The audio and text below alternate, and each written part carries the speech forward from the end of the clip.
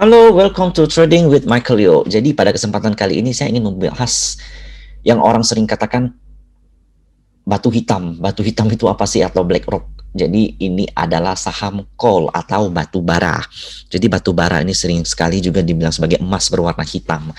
Kenapa? Jadi coal itu merupakan salah satu komoditas unggulan yang diandalkan di Indonesia selain daripada CPO.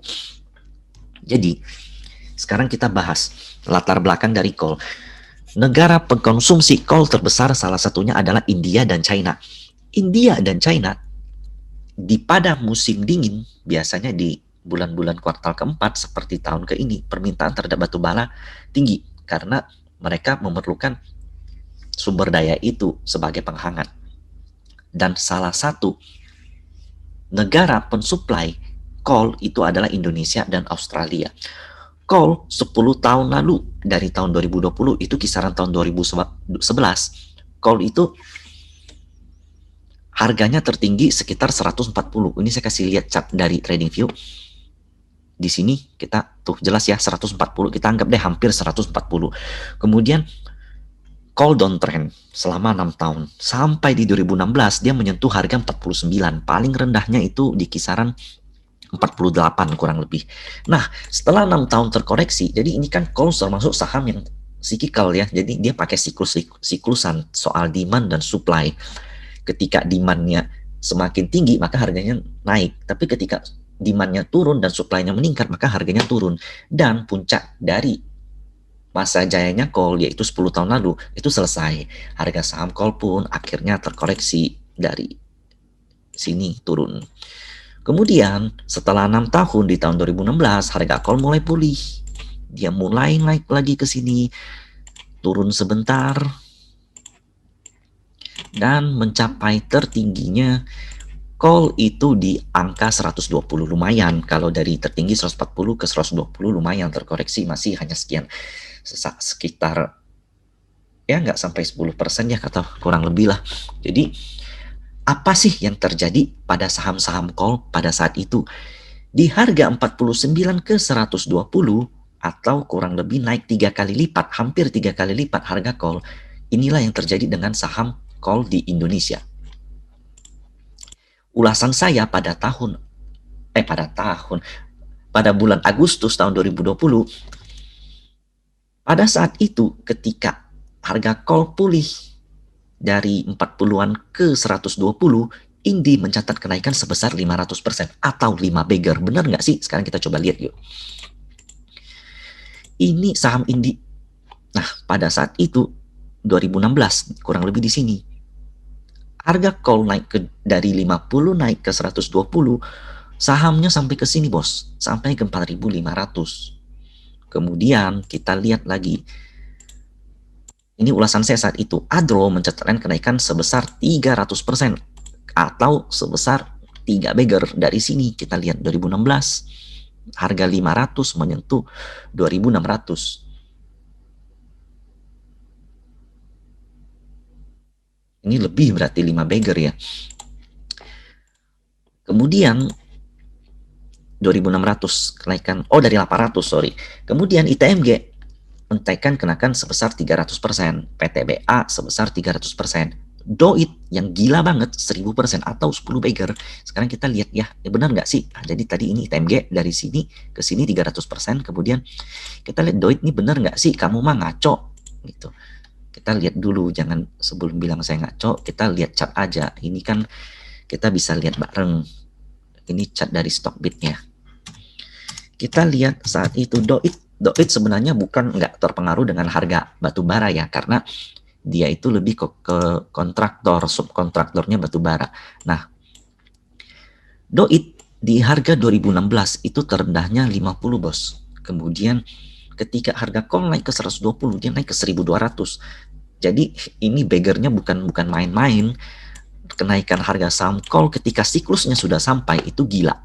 Nah, kemudian setelah mencapai puncak kejayaan di 2018, kita tahu tahun 2018 pada saat itu batu bara kembali koreksi karena ini siklusnya sudah selesai. Nah, Hingga pada tahun 2020, yaitu tahun pandemi ini, apa yang terjadi dengan harga call? Maka kalau kita lihat chart call tahun 2020 pada pandemi itu menyentuh angka 50 atau sama rendah dengan yang terjadi di tahun 2016. Saat itu saya sedang menganalisa kalau call turun dengan dua pivot low yang sama dan saya masukin indikator yang namanya MACD. Jadi MACD ini salah satu indikator favorit saya untuk menilai kelemahan suatu tren. Ketika ada tren turun, ini namanya downtrend line ya. Kalau teman-teman nanti bisa belajar technical kalau ntar di akhir sesi ini. Jadi ketika harga saham semakin turun tapi indikator MACD-nya naik, maka itu ada pertanda kekuatan. Waktu saya analisa posisinya di kisaran sini, Bos. Jadi saya menilai ada kemungkinan saham call, harga call, Newcastle call acuan saya, karena satu-satunya yang bisa gratis itu ini ya. Saya nggak bisa dapat data IC atau China call atau Australia call, saya nggak bisa dapat.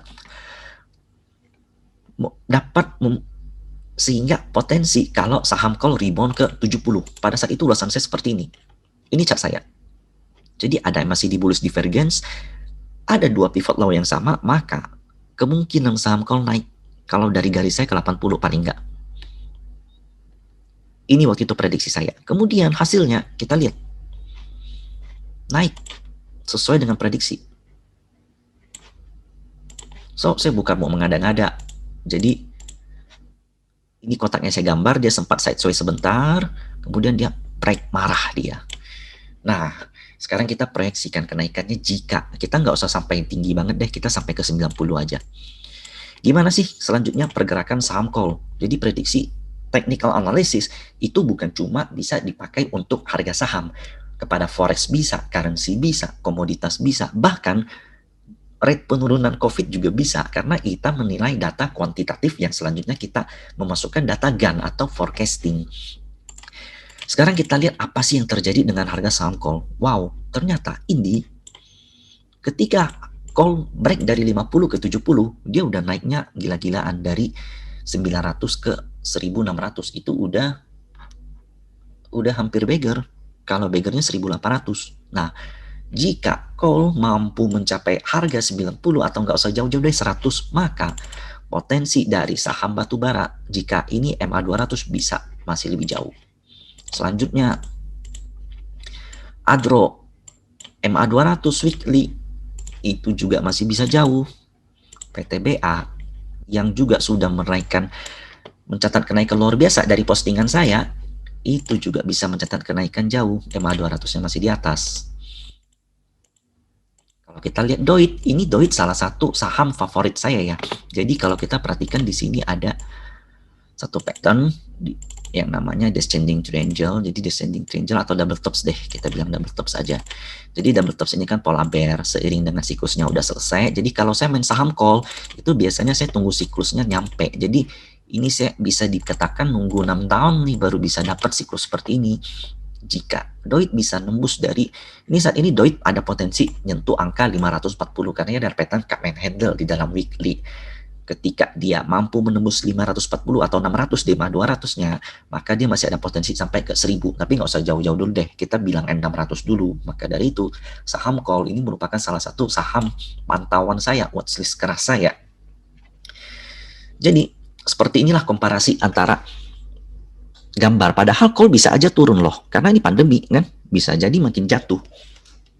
Kenapa saya bisa prediksi naik? Karena selain ada MACD bullish divergence, kita juga menilai tren downtrend yang semakin melemah. Ketika downtrend semakin melemah, maka ada yang namanya line of last support. Apa itu? Menurut Jesse Livermore, line of last support itu adalah titik atau garis di mana support sudah benar-benar menjadi kuat. Jadi ini beberapa prediksi lain saya soal komoditas. Ini bukan mau pamer ya, saya cuma mau ngajarin edukasi. Jadi saat itu CPO posisinya inverted head and shoulders bisa ke 3000 dan saat ini CPO udah 3000. Kalau chartnya gimana sih? Nih kita kasih lihat ya. If CPO ini futuresnya Malaysia. Inverted and shoulder-nya di mana, bos? Kita buatnya daily dulu deh, pakai range daily. Inverted and shoulders yang saya temukan saat itu, ini saya cari searching tuh udah banyak ketimpa ya. Itu di sini, ini shoulders. Jadi ini bukan lagu anak kecil ya, head, shoulders, knee and toes, bukan ya. Ini shoulder kedua, potensinya saat itu ke 3000 dan kita lihat harganya udah jauh banget, bahkan jauh melebihi harga 2019, bahkan melebihi jauh harga 2016. Maka dari itu 2021 bisa menjadi era komoditas buat kita, apalagi dengan kemenangan Biden. Tensi peperangan dengan China akan lebih turun, meskipun nggak hilang, tapi sehingga itu bagus untuk komoditas. Dan kita harus ingat, kita adalah negara komoditas. Jadi saya nggak bahas saham CPO ya hari ini, karena ntar videonya bisa panjang banget. Menurut saya saham CPO juga bagus, ntar saya bahas di next video. Selanjutnya yang mau saya berikan adalah outlook mengenai IHSG. Ini penting buat teman-teman prepare. Saya mengambil view weekly. IHSG kebut. Jadi sorry to say, hampir semua pendapat pakar saham, saya bukan pakar ya, bahwa IHSG berpotensi koreksi November, dan ternyata salah. Selama 10 tahun, momen koreksi November itu tahun ini gagal. Selain karena pandemi, juga ada bertepatan dengan momentum Pilpres US. Ketika kemenangan Biden, euforia ternyata berlebihan. Saya sudah prediksi bahwa akan ada euforia ke IHSG. Tapi saya nggak nyangka kalau euforianya benar-benar great, luar biasa. Nah, sekarang kita perhatikan. Ketika suatu saham menyentuh MA200, maka itu akan menjadi titik kunci reversal atau naik terus ke atas. Kita lihat kenaikan IHSG ini ngebut banget, satu candle, kemudian nyentuh MA200. Kalau teman-teman jeli, ini ada yang namanya pola double tops. Jadi posisi IHSG saat ini berbahaya. Jika IHSG tidak mampu tembus dari resist ini, itu di kisaran 57, 80, atau 90, maka IHSG berpeluang koreksi dulu ke 5400. Ini saya bukan tebar fear, tapi hanya reminder untuk yang sudah punya saham kebanyakan atau yang porsi cashnya udah penuh, kecil, maka bisa taking profit dulu, biar jangan sampai cuannya tergerus. Oke, seperti itu outlook tentang minggu depan. Rangkumannya adalah tentang saham call, saham CPO, tapi saya nggak bahas CPO hari ini. Dan selanjutnya adalah outlook tentang IHSG, bahwa posisinya sudah aman overbought. Kita nggak perlu melulu jual, tapi kalau seandainya bursa balik arah, maka kita bisa pertimbangkan taking profit. Selanjutnya yang mau saya sampaikan pada kesempatan kali ini adalah saya mendapatkan suatu kesempatan langka di mana saya bisa berkolaborasi terhadap saham rakyat. Buat teman-teman yang nggak tahu, saham rakyat ini dipimpin oleh dua anak muda yang kita sudah nggak asing lah ya. Kevin Hendrawan, salah satu juara Elmen beberapa tahun lalu, dan begitu juga Kaisang Pangarep, anak dari Pak Presiden kita RI 1 atau juga owner Sang Pisang. Jadi di saham rakyat itu katanya banyak newbie, banyak pemula baru di saham katanya. Mungkin banyak yang masih belum mengerti tentang apa itu fundamental, apa itu technical analysis. Jadi di kesempatan yang kali ini saya akan mengajarkan tentang technical analysis yang sederhana untuk beginner, untuk newbie. Bagaimana tahapan-tahapan biar bisa menjadi trader yang profesional. Saya bukan trader profesional ya, sorry saya nggak ngaku. Tapi setiap ada panggilan saya selalu dikasih title professional trader, yowes lah. Mau dibilang newbie trader atau trader abal-abal juga saya nggak masalah. Jadi momen kali ini akan diadakan pada 3 Desember 2020 jam 7.30 sampai jam 9.30, 2 jam. Saya akan pastikan kalau ini isinya daging. Technical 1.0. Jadi ini adalah technical dasar, tapi bisa menjadi landasan bagi kalian untuk menjadi stepping stone atau batu loncatan untuk menjadi trader yang lebih baik. Selanjutnya, bagaimana membaca candlestick dari nol, bagaimana mengenal tren saham. Kita harus ingat tren itu nomor 1. Bagaimana membuat support dan resistance, bagaimana membaca berbagai indikator yang penting seperti salah satunya tadi, kapan waktu yang tepat untuk beli saham, kapan waktu yang tepat untuk jual saham. Sekaligus ada bonus money management dan menentukan stock universe. Dan ada bonus lagi nih. Jadi kalian bisa dapat stock pick rekomendasi saham Market Outlook 2021 di tahun depan. Jadi hanya dengan biaya 200.000 Kalian bisa mendapat pandangan selama 1 tahun. Enak kan? Selanjutnya ada yang saya kelewat sedikit nih. Ini bakal menarik buat teman-teman. Tiongkok akan membeli 200 juta ton batu bara Indonesia tahun depan. Dan juga ada isu, ini masih rumor, tapi media udah spread itu begitu luas bahwa Australia itu coal-nya di-ban. Nah, sekarang permasalahannya, pertanyaannya banyak nanya. Kalau Australia coal di-ban itu artinya apa sih? Sebenarnya kalau Australia coal di-ban artinya kan demand coal, supply coal itu semakin gede. Sehingga harga coal bisa makin naik, itu betul. Tapi Indonesia mendapat keuntungan karena kuota impor dari Tiongkok itu dipindahin ke Indonesia. Jadi saya nggak mau deh ambil coal dari kamu lagi Australia, saya pindahin ke Indonesia. Ya artinya perusahaan-perusahaan base impor, base ekspor yang ada di Indonesia itu akan mendapatkan keuntungan. Saham-sahamnya apa aja? Kalau saya bahas fundamentalnya ini panjang. Jadi Newcastle itu ada lagi yang namanya seaborne coal itu di China. Ada yang nama lagi arbitration. Jadi ada yang namanya gasifikasi, likuidasi. Kemudian ada yang namanya ramp up, terus bakal ada hitungan capex, ada opex. Pokoknya coal itu sebenarnya rumit kalau mau dijelasin secara fundamental, dan saya bukan ahli fundamental, maka dari itu yang saya bahas adalah harga sahamnya. Tapi tenang, kalau harga coal naik, maka harga saham coal semuanya mostly naik. Sampai kita kemarin heboh, bumi hampir arah. Bayangin, bumi yang standby di 50, bumi yang datar, yang kata orang bulat padahal datar di 50, akhirnya bangun. Jadi sekian untuk kesempatan kali ini. Saya ucapkan terima kasih untuk tetap setia menonton. Doakan saya tetap semangat untuk membuat video seperti ini. Jangan lupa subscribe, nyalakan lonceng notifikasi, dan kalau bisa nih, jangan skip iklannya. Thank you.